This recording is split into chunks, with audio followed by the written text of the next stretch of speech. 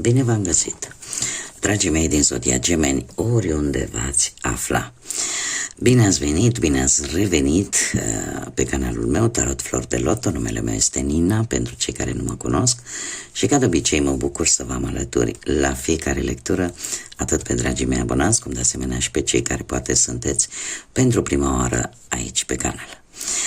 Azi, așa cum am obișnuit, voi face lectura temporală, fără limită de timp, o lectură pe care voi să o puteți urmări oricând doriți sau atunci când apare în viața voastră. Așa că, dragilor toți cei care aveți Soare, Lună, Venus, ascendentul în Zodia Gemeni, atunci această lectură este de asemenea și pentru voi. Așa că voi începe această lectură cu acest minunat oracol Sibila, să vedem așa pe ansamblu cam care este situația, dragilor mei, din Gemeni. Desigur, trebuie să vă mulțumesc din suflet, dragilor mei abonați, pentru răbdarea de care dați dovadă de fiecare dată când lipsesc, și de regulă sunt pe motive medicale, lipsesc cu lecturile pentru o perioadă de câteva zile, poate chiar o săptămână sau două. Așa că mii de mulțumiri pentru răbdare. Dragilor,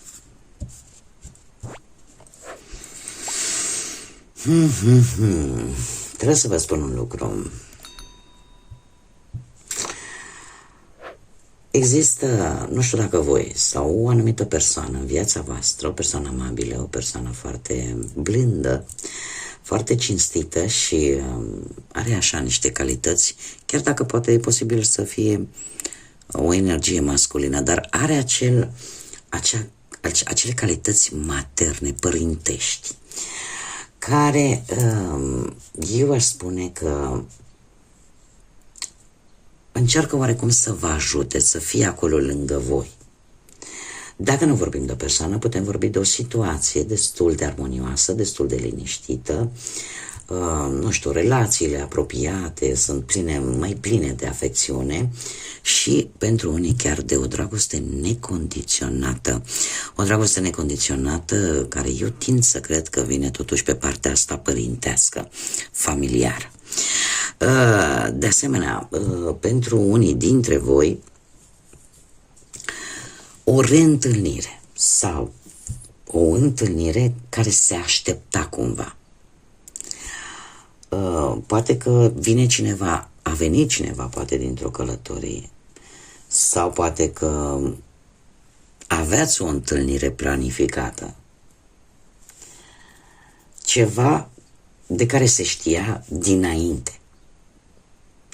Nu știu, poate să fie vorba chiar și de o programare, da?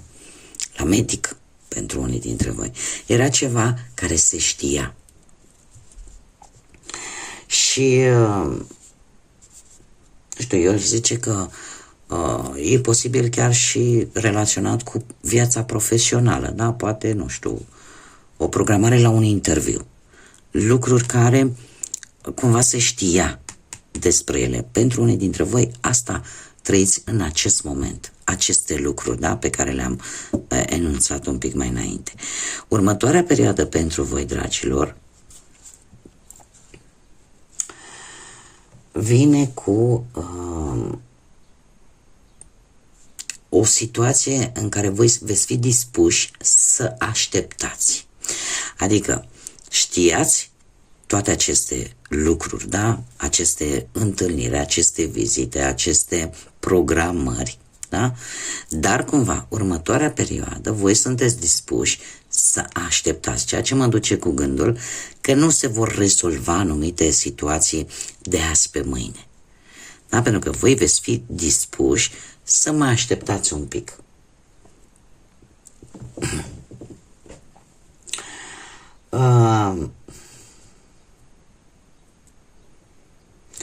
Singurul lucru pentru care unii dintre voi o veți face este pentru simplu motiv că simțiți că oarecum nu vă puteți rupe ori de o anumită persoană, ori de o anumită relație. Cumva simțiți acel, cum să zic eu, acea dependență. și tocmai de aceea sunteți dispuși să mai așteptați un pic. Haideți să vedem ce ne spune și tarotul pentru dragii mei din Gemeni.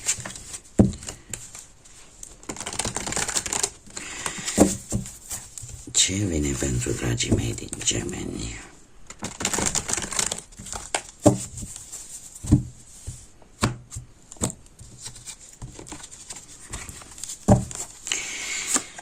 Și avem, interesant, nu știu dacă zodiile de apă o vă spun ceva, e foarte multă aglomerație aici. Haideți că imediat le dezvoltăm, stați așa. Pentru că vreau să se vadă.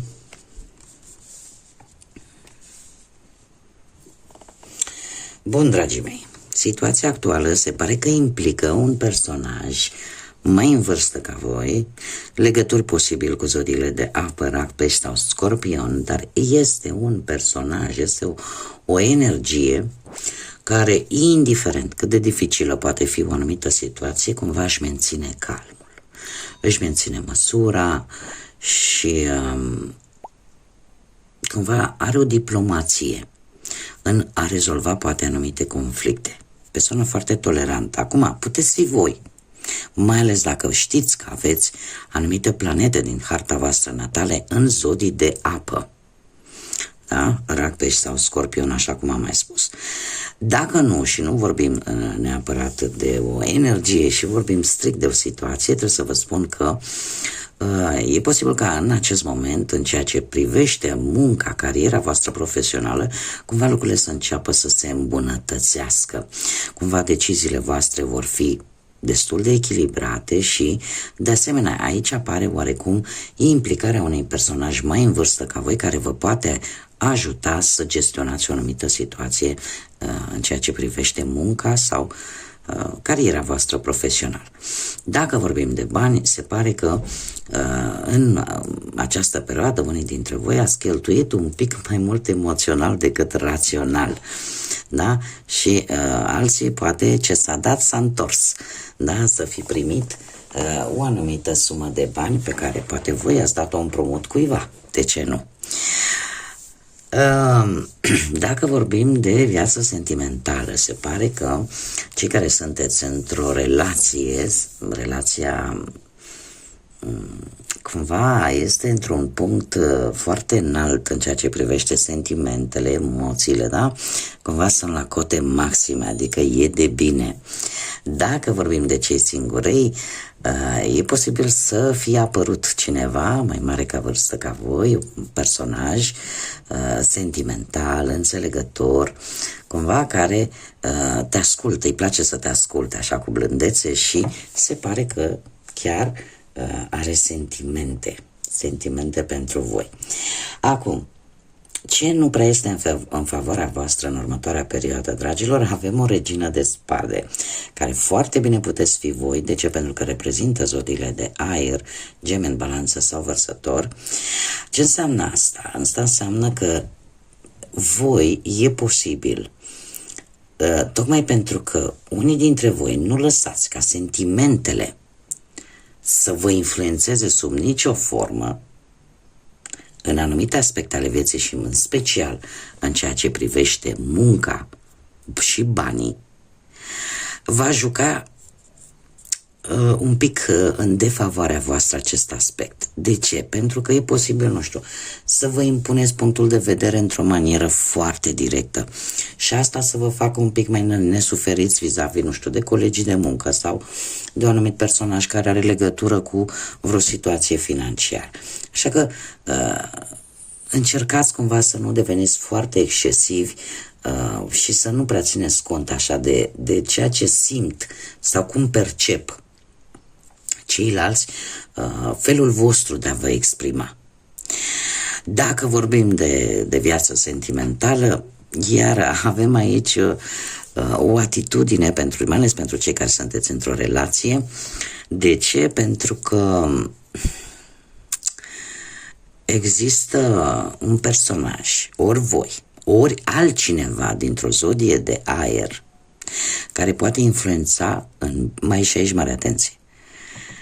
Dar pentru simplu fapt că e în defavoarea voastră, poate influența în rău relația voastră.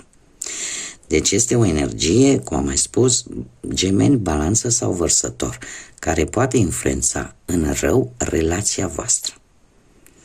Așa că, de asemenea, se impune mare atenție la impulsivitate și la dialogurile astea foarte directe și foarte tăioase. În ceea ce privește cei care sunteți singurei, ce este în defavoarea voastră este faptul că voi nu scoateți adevăratele voastre sentimente la suprafață. Le țineți acolo în interiorul vostru, din teamă de a nu fi răniți, voi știți din ce motiv. Cert este că lucrul ăsta poate juca un rol defavorabil pentru voi.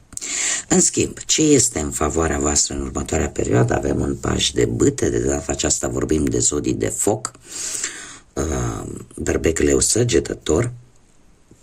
O veste bună, dragilor, o veste bună care va aduce o perioadă de schimbări în viața voastră. Nu știu, e posibil ca această veste să fie relaționată cu o descoperire importantă care să schimbe viața într-un mod pozitiv, sau poate vei reuși să afli cum trebuie să acționezi vis-a-vis de o anumită situație, sau poate pur și simplu vei cunoaște pe cineva tânăr, dar cu o energie foarte pozitivă. Da?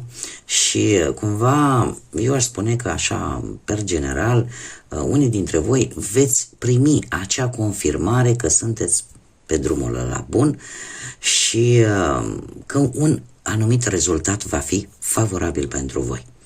Da? Chiar dacă vorbim de muncă, de bani, în mod special, da? Pentru că pot veni schimbări favorabile în ceea ce privește viața voastră profesională, iar dacă vorbim de bani, atâta timp cât poate ai avut probleme financiare, apare ceva, nu știu, că e un împrumut, că e o creștere la bănuți, că e un câștig neașteptat, apare ceva care te va echilibra din punctul ăsta de vedere financiar. Dacă vorbim de viață sentimentală, ce este în favoarea voastră, dragilor? Faptul că perechea voastră, mai ales cei care sunteți într-o relație, e posibil să vină cu o veste tare bună. Și lucrul ăsta, nu? Dacă e o veste bună, să aducă și o energie pozitivă în relație. Pentru alții, poate să vină cu un moment tare bun de a călători, poate în doi. Așa că chiar și pentru cei care poate traversați o perioadă de mici probleme în relație, ceva se întâmplă în așa fel încât vei putea vedea foarte clar dacă relația este pe un făgaș bun sau nu, care de asemenea va juca un rol important, favorabil pentru voi, pentru că dacă sunteți într-o relație toxică și care nu merge nicăieri, atunci nu vei mai pierde timpul. Dacă vorbim de cei singurei, cum am mai spus, sunt mari șanse foarte pozitive pentru voi să apară o persoană tânără, o persoană foarte aventuroasă, foarte energică și care te va atrage și nu neapărat prin fizicul sau prin apariția sa fizică, cât prin atitudinea pe care o va avea vis-a-vis de voi și care e posibil, așa cum am mai spus, să aibă legătură cu zodiile de foc, Berbec, Leu, Săgetător. Acum, ce puteți voi controla în următoarea perioadă? Și avem un 5 de spade. Ei, dragilor, voi veți putea controla anumite tensiuni. Unii dintre voi sau anumite răbufniri de-astea de gelozie, de invidie, da? Cumva sunt în controlul vostru. De ce spun acest lucru? E posibil ca unii dintre voi să tot aveți așa o râcă cu anumite persoane în care fiecare o ține pe a lui, fiecare argumentează ideea sa sau părerea pe care o are vis-a-vis de o anumită situație, dar cumva nimeni nu lasă de la el. Am mai trebuie să vă spun, mie mi-apare că ține de voi și e sub controlul vostru. De ce? Se pare că voi trebuie să vă dați seama că toate aceste râcâieli, toate aceste tensiuni provenite, poate, cum am mai spus, poate din invidie, poate din gelozie, nu merită plătit prețul respectiv, pentru că nu se vor termina niciodată. Adică aici, dacă două pietre tari nu vor face altceva decât să scoată scântei, nu, și chiar dacă poate de multe ori vi se pare că voi ați câștigat, este de fapt un fals câștig. De ce? Pentru că de fapt nimeni nu câștigă și stă în puterea voastră. Este ceva ce voi puteți controla, să încheiați aceste conflicte sau aceste tensiuni, da? Indiferent unde și pe ce aspect a vieții apar ele. În schimb, ce nu puteți voi controla, și avem pusnicul, dragilor. Dragilor, nu știu dacă zodia Fecioară vă spune ceva, dar ce nu puteți voi controla este, cum să spun eu, acea dorință de a te îndepărta. Cum să zic eu, sunteți într-o perioadă în care poate v-ați dori să stați mai mult timp singuri sau poate v-ați dori, nu știu, să plecați într-un loc unde să vă reculegeți, unde să vă regăsiți voi liniștea. Se pare că în următoarea perioadă lucrul ăsta nu va fi chiar posibil. De ce? Pentru că sunt lucruri pe care voi nu le puteți controla. Și eu aș mai spune că unii dintre voi poate veți vrea să schimbați jobul. Nu este un moment foarte bun. Nu este ceva de dorit în acest moment. Sau poate că chiar dacă voi, să zicem, unii dintre voi nu veți fi interesați foarte mult de o anumită situație financiară, asta nu înseamnă, nu depinde de voi, pentru că vreți, nu vreți, poate va trebui să o rezolvați. Da? Sau să-i acordați atenția cuvenită respectivei situații financiare. Sau nu știu, dacă vorbim de viață sentimentală, există poate unii dintre voi simțiți nevoia de, cum am mai spus, de singurătate, simțiți nevoia de un pic de spațiu, pe care se pare că în următoarea perioadă, din păcate, nu îl puteți avea din anumiți factori externi. Dar nu veți putea controla acest lucru. Cum de asemenea și pentru cei singuri,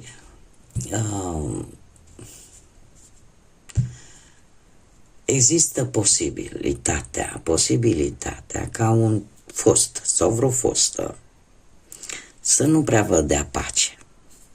Pentru că tot va încerca să reînceapă poate o conexiune, o reconexiune cu voi și din păcate voi nu puteți controla, cel puțin de moment sau în următoarea perioadă, într-un viitor apropiat, nu puteți controla acest lucru.